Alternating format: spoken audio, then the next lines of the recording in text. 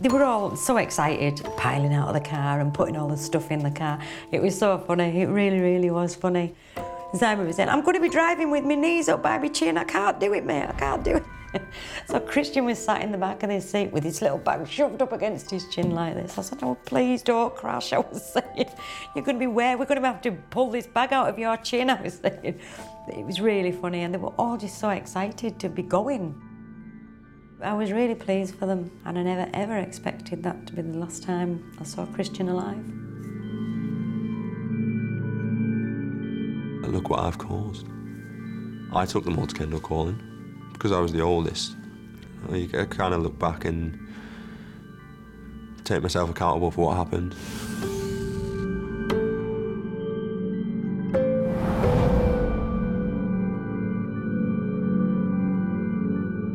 It took me weeks after Chris's death to be able to go around the house.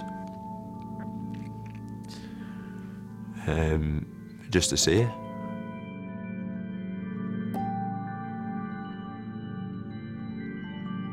I've lost a friend, she's lost a son. I didn't know what she was going to say to me or, you know, how I was going to be when I'm in the house. She opened the door and it was just a case of like the waterworks came on. And I just completely broke down. He was Christian's friend. He blamed himself for what happened to Christian. It's not his fault. He was the one that went and bought the drugs. It could have been Christian that bought them. It could have been anyone in the group that bought them. Simon just happened to be the one that bought them. Whose fault is it? I don't know. I don't know. Who can we point the finger at? Is it me as a parent? Did I not educate him enough? Because, Christ, I have blamed myself enough. I have.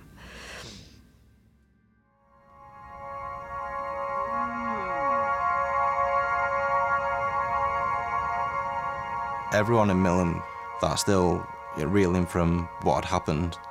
It's not just me personally or Chris's mum, Chris's family, it's everyone that was involved, and it's like a ripple. Like once you've made that little ripple and it goes on and on and on.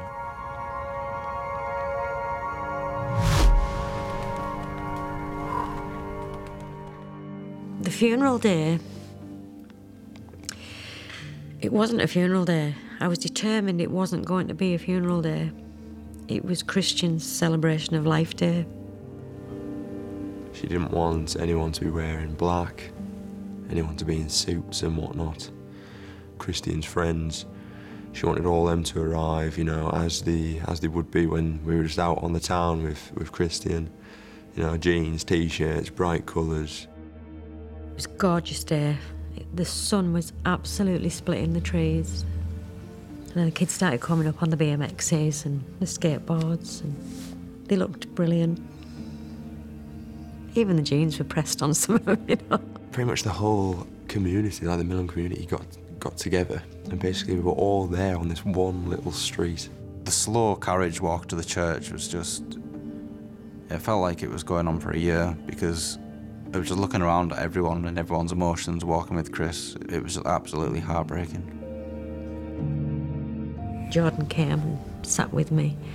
I think with Jordan all the time it's been guilt. It was guilt all the time. And I looked at him, I said, you don't have to sit with me. I said, sit with your mates. I want to sit with you, Debbie said. I said, that's fine then. Absolutely fine by me. A close friend of mine never have passed away before. And I think the funeral is when it really hits home.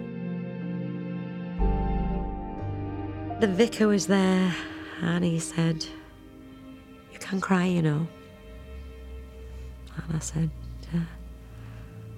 no. And he looked at me and I said, not today. And he said, why? And I said, because today's for these kids. I said, they've laid the best friend to rest. I said, I'll cry tomorrow.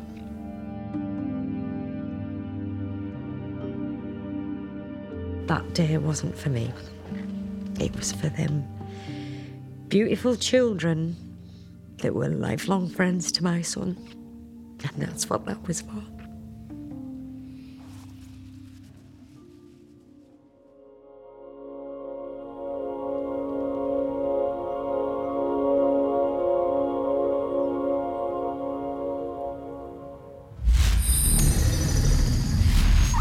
It was about 2 or 3 months after the event had happened, and I was just making my way into work. And yeah, I heard a shout from over the road. It was the CRD. They had officers pinpointed all around, just in case I'd, tried to make a run for it or something like that. I was placed under arrest for conspiracy with intent to supply a Class A drug.